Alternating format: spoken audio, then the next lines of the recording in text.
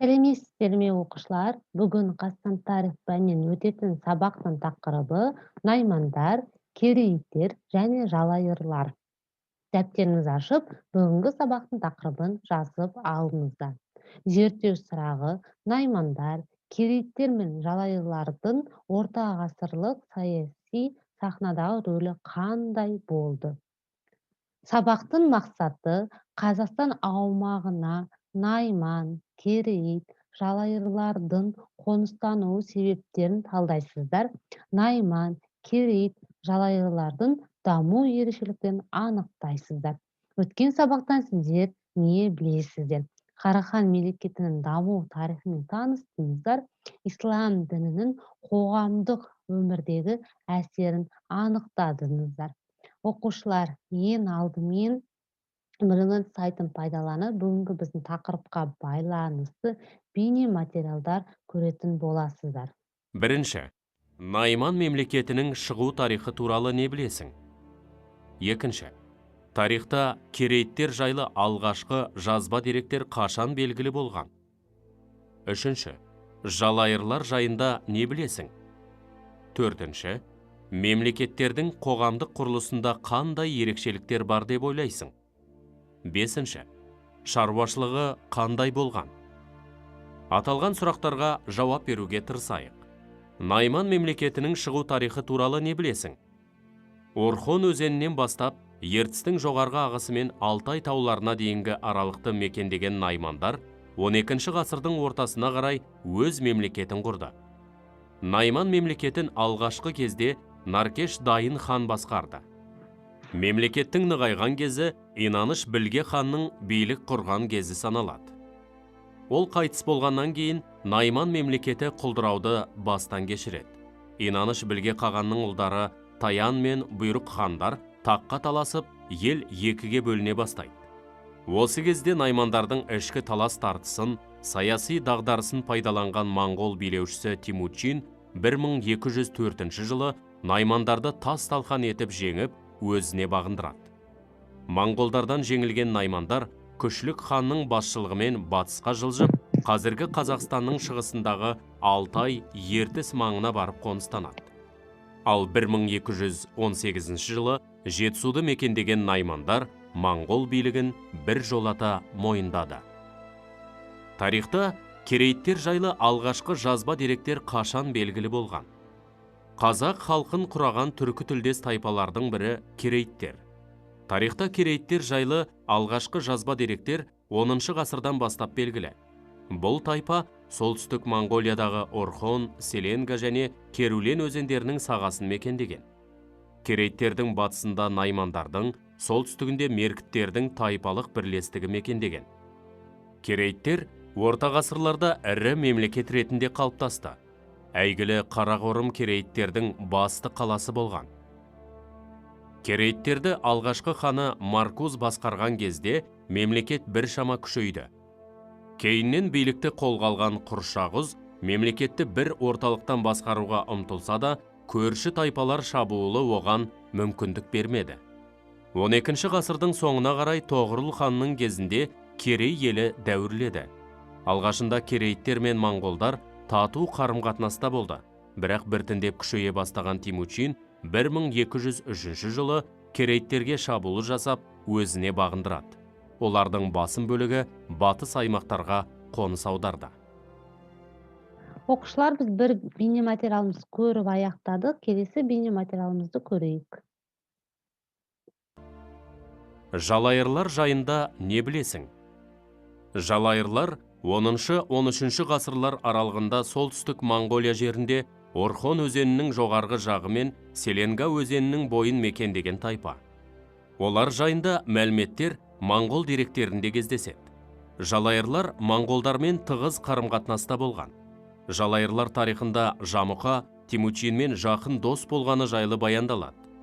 1201 жылы Жамұқа Аргун өзенінің бойында құрылтай шақырып, өзін Гурхан жариялап, таққа отырады. Бұл жағдайды естіген Шыңғыс хан Керейт ханы торымен одақ құрып, Жамұқаны жеңіп, жалайырларды қол астына қаратады. Бұдан кейін жалайырлар Қазақстанға өтіп, Жетісу жерінде тұрақтайды.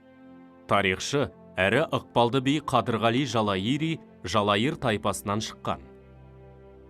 Мемлекеттердің қоғамдық құрылысында қандай ерекшеліктер бар деп ойлайсың?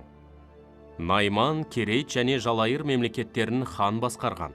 Мемлекет өз ішінде ұлыстарға бөлініп, әр ұлыс өзіне тиесілі аумаққа ие болған.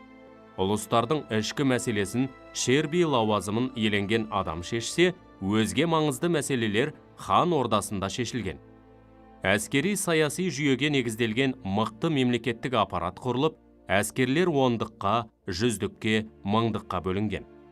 Керейлер мен наймандарда көшпелі өмір салтына негізделген мықты құқықтық жүйе құрылған.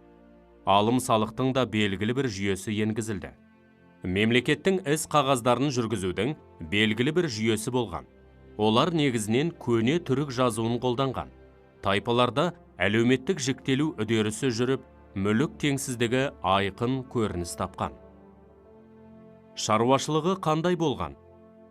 Аталмыш тайпалардың барлығы көшпелі мал шаруашылығымен айналысқан. Олар 4 түлік малдың барлығын өсірген. Әсіресе жылқы өсіру ерекше белең алған. Жылқы саны жағынан керейлерде басымырақ болған. Мал шаруашылығынан басқа аң аулау, балық аулау кәсібі де дамыды. Қолөнер де гүлденіп, күнделікті тіршілікке қажетті заттардың барлығын тайпалар өздері жасаған. Негізгі баспаналары киіз үй болған. Наймандар, керейттер, жалайырлар ірі мемлекеттік дәрежеге жете алмаған. Қазақстан жерін мекендеген бұл тайпалар қазақ халқының құрамындағы белді тайпалар.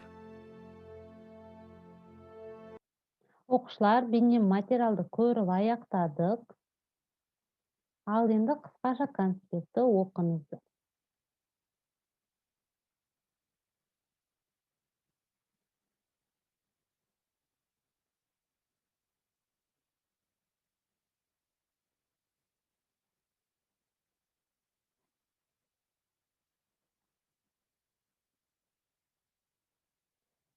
Оқушылар, егер қысқаша конспектті оқып болсаңыздар, тапсырма орындайық. Тапсырма бірінші. Берілген деректерге сүйене отырып, тайпаларды анықтаңыздар. Бірінші. Орхон өзені ертістің жоғарғы ағысы мен Алтай тауларын мекендеген тайпа. Наймандар, жалайырлар, керейттер. Оқушылар дұрыс жауабын таңдаймыз. Екінші. Солтүстік Монғолиядағы Орхон өзенінің жоғарғы жағы мен Селенгі өзенін мекендеген тайпа. Наймандар, жалайырлар, керейттер. Дұрыс жауабын таңдаймыз. Үшінші. Солтүстік Монғолиядағы Орхон, Селенгі және Керуен өзендерінің сағасын мекендеген тайпа. Наймандар, жалайырлар, керейттер. Бір дұрыс жауабын таңдаймыз. Төртінші. Алтай, ертіс маңын қоныстанған тайпа. Наймандар, жалайырлар, керейттер. Бір дұрыс жауабын таңдаймыз. Бесінші. Наркеш дайын хандық құрған тайпа. Наймандар, жалайырлар, керейттер. Бір дұрыс жауапты таңдаймыз. Алтыншы. Жамұқа хандық құрған тайпа. Наймандар, жалайырлар, керейттер. Бір дұрыс жауапты таңдаймыз. Жетінші. Тоғырыл хандық құрған тайпа. Наймандар, жалайырлар, керейттер. Бір дұрыс жауапты таңдаймыз. Сегізінші. Жетісу жерін қоныстанған тайпа. Наймандар, жалайырлар, керейттер. Бір дұрыс жауапты таңдаймыз. Егер оқушылар бірінші тапсырманы орындап болсаңыздар, екінші тапсырмамызды орындайық. Екінші тапсырма. Бос орындарға тиісті сөздерді орналастырыңыздар. Яғни осы жерде оқушылар сіздерге керекті сөздер берілген. Осы керекті сөздерді пайдаланып, осы бос тұрған жерлерге орналастырасыздар. Егер сіздер мұқият бейне материалды көрген болсаңыздар, конспектті оқыған болсаңыздар, орындай аласыздар міндетті түрде осы тапсырманы.